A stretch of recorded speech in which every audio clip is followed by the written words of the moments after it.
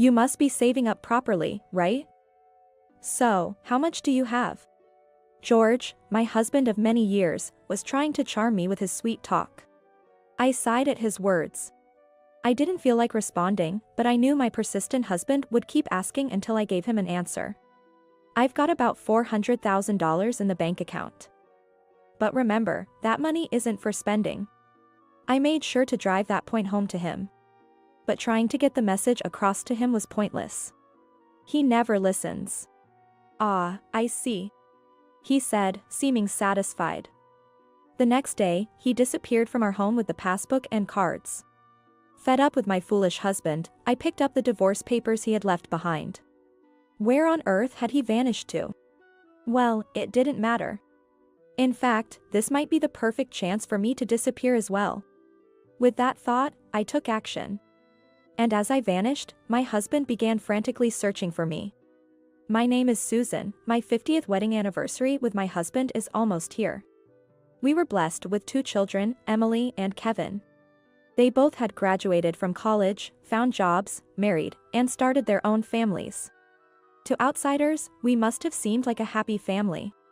But there was something that had troubled me for years. It was my husband. We met through a matchmaking date. He was the son of my father's mentor. Honestly, I didn't have a great first impression of him. He was 2 years younger than me. Perhaps because of that, he seemed quite naive. And he gave off a somewhat irresponsible vibe at first glance. Moreover, he only talked about himself and never listened to me. It's essential to talk and learn about each other in an arranged meeting. But his stories were far from interesting. Actually, I'm quite entrusted with responsibilities at work. Things often don't run smoothly without me. So, I often finish work late. It's tough unless someone understands that, he declared right off the bat. I managed a wry smile, but frankly, I wanted to tell him that I couldn't deal with such a person. However, as I was searching for words, he pressed on. Well, you'll be an older wife, so you'll understand, right?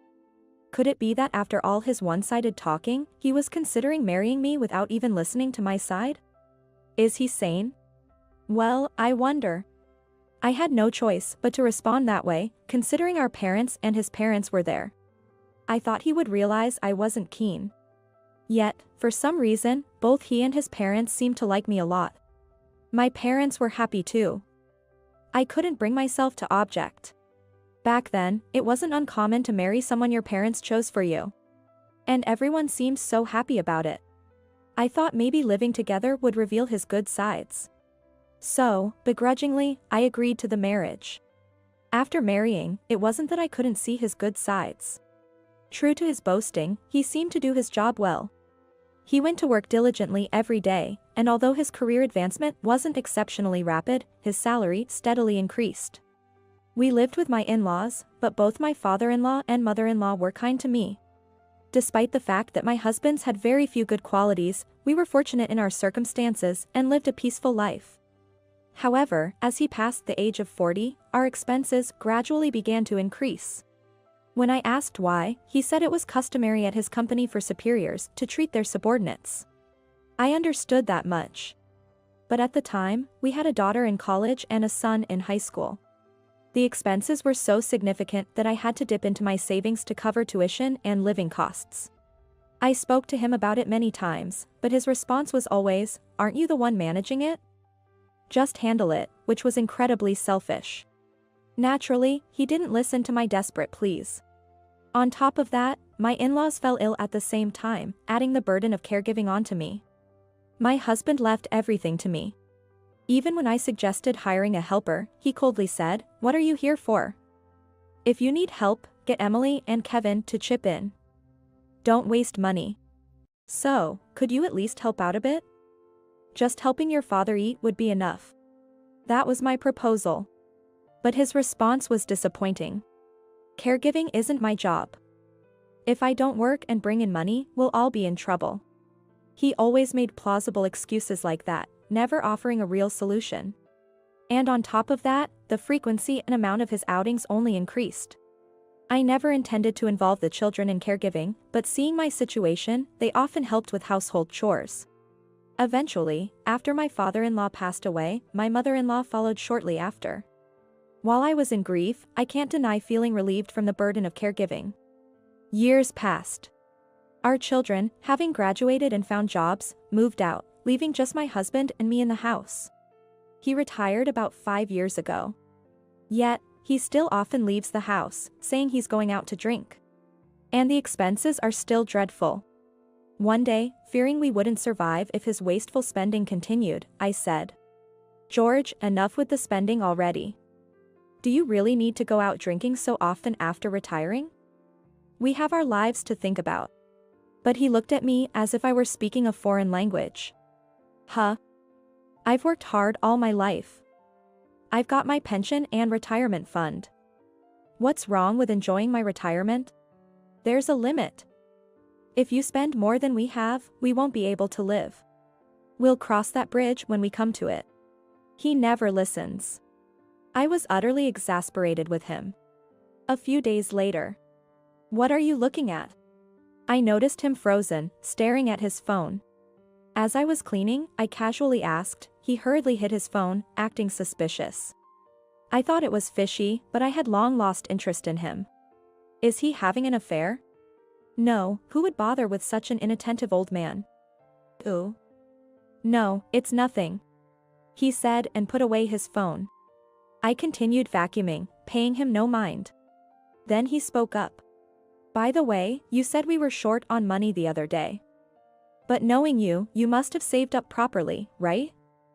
So, how much do you have? I couldn't help but look at him. His tone was almost ingratiating. I was dumbfounded. There's none. You're always the one withdrawing it, so you should know. But I'm talking about other accounts. I tried to dodge the question, but my persistent husband would surely keep asking until I answered.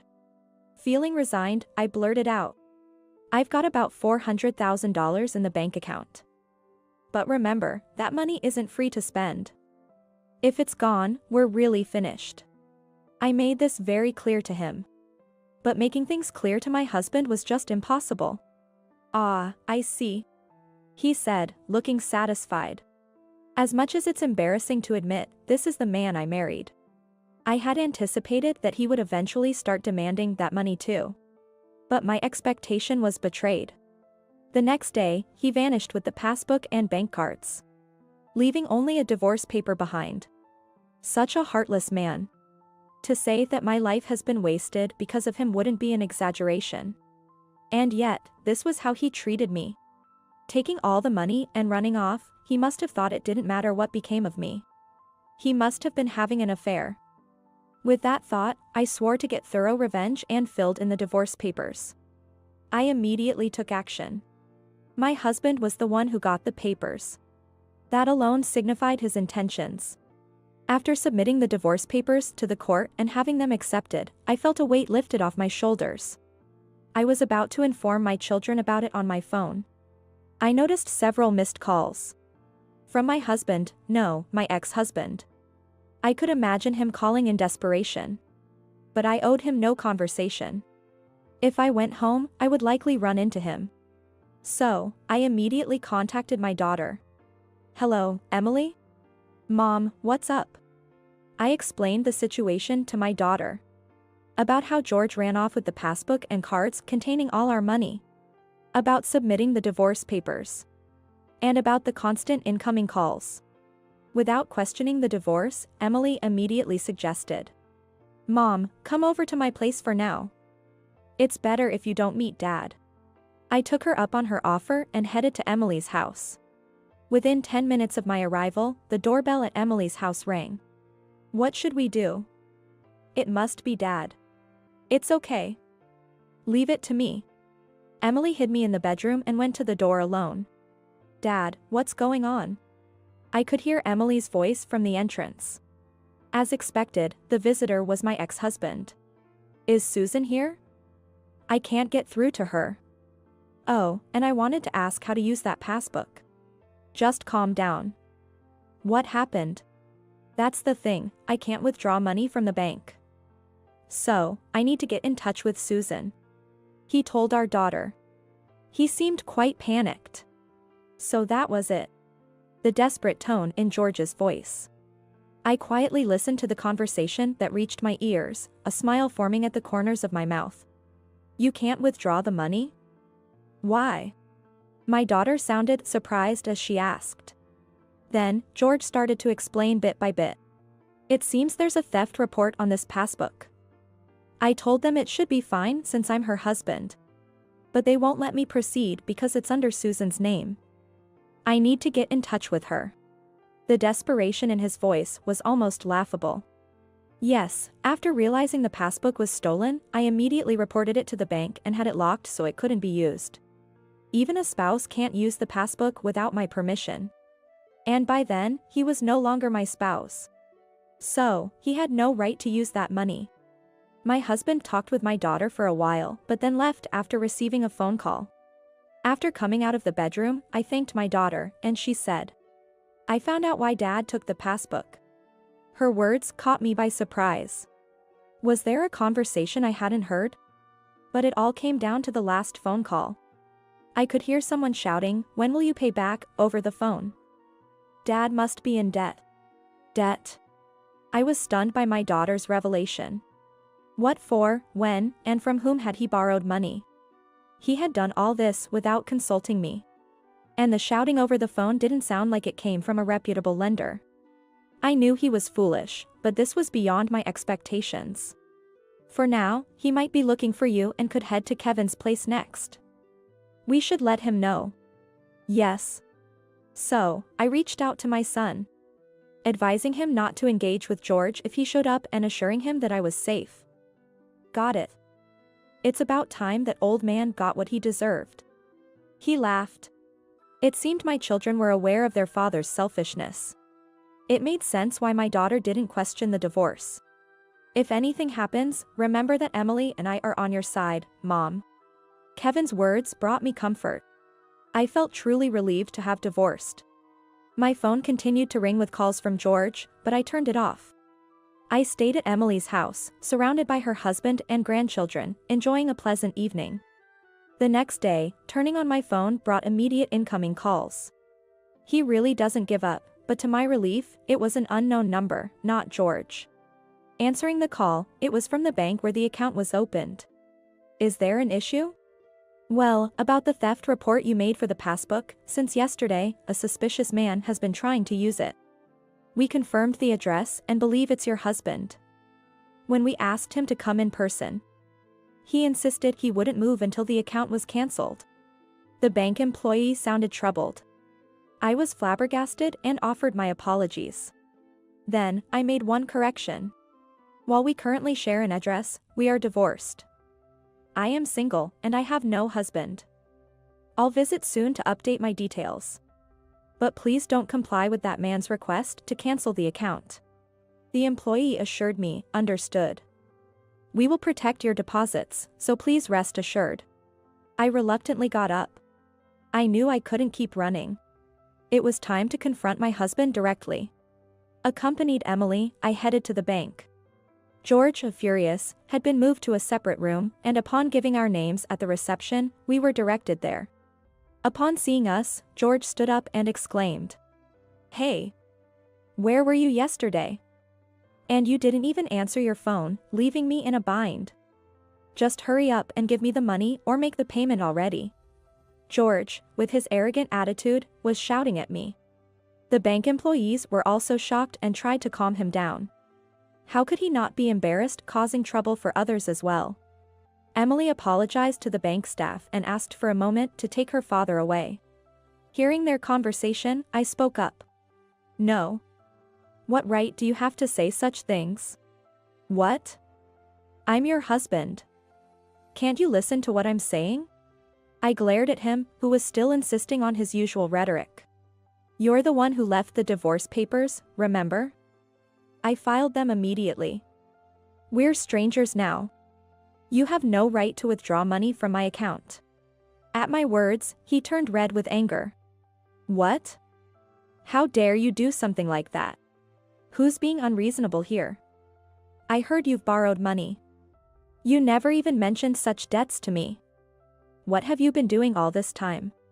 How did you At that moment, he turned pale. Then, his phone started ringing again. It is likely a call to press him for repayment. He didn't even attempt to answer it. I sighed at the sight of my pitiful ex-husband. "Your phone is ringing, aren't you going to answer it?"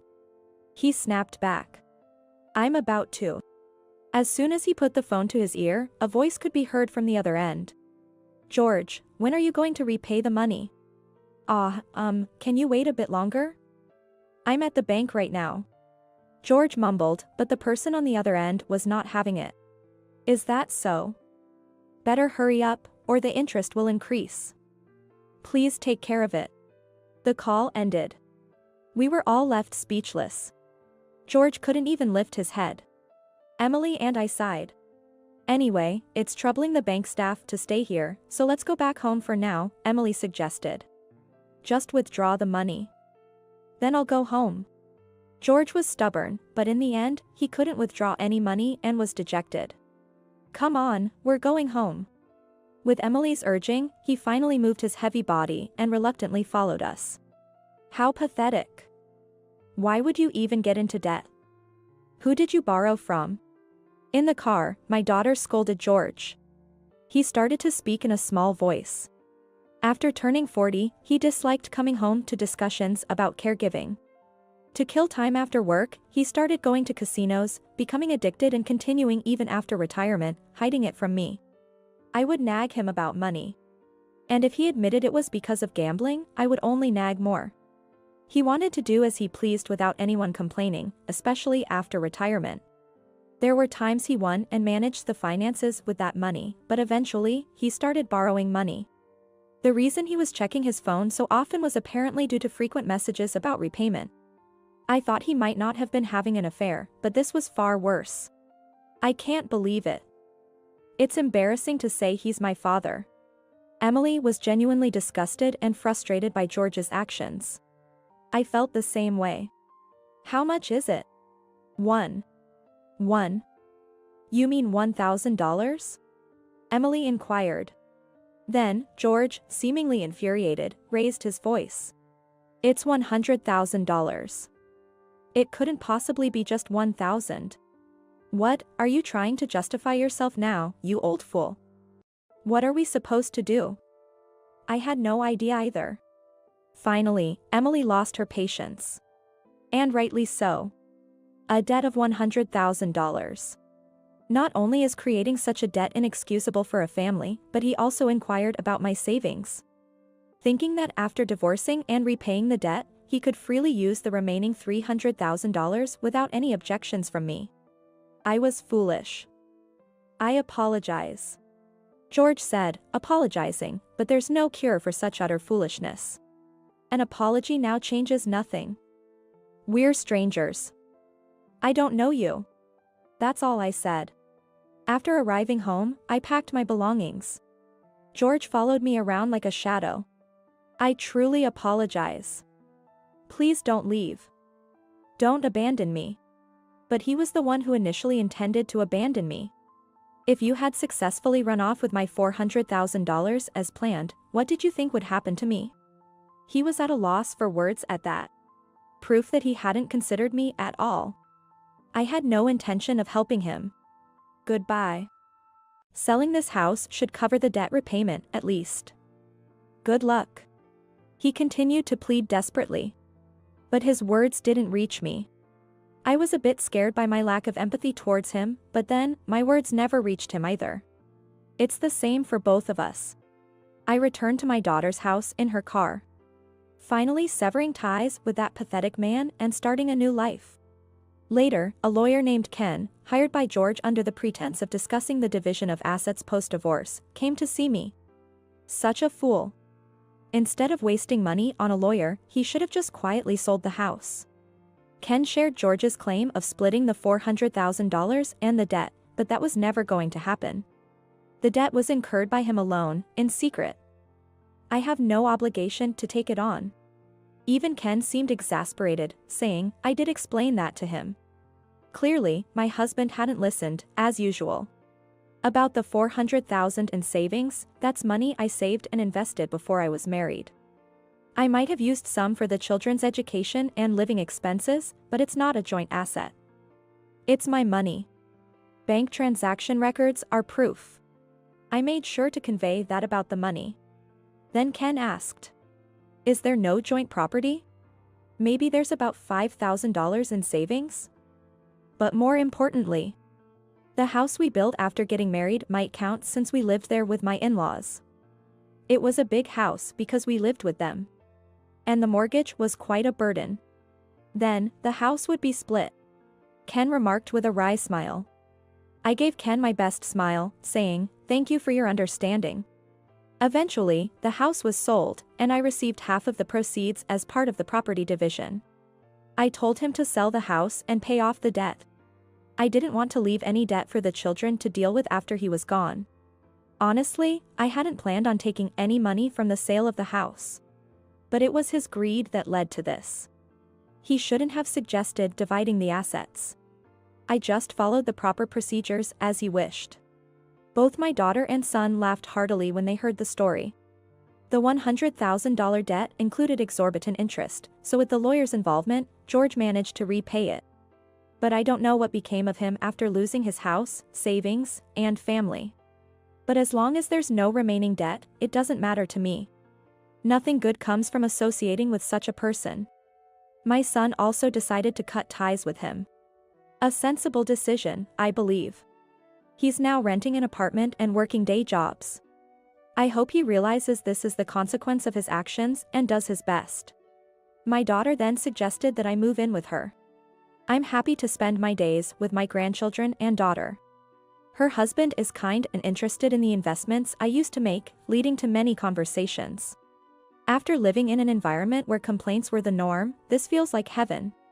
If there was one good thing about marrying my husband, it was being blessed with my son and daughter. Knowing they're living happily now makes me feel all my efforts were worth it.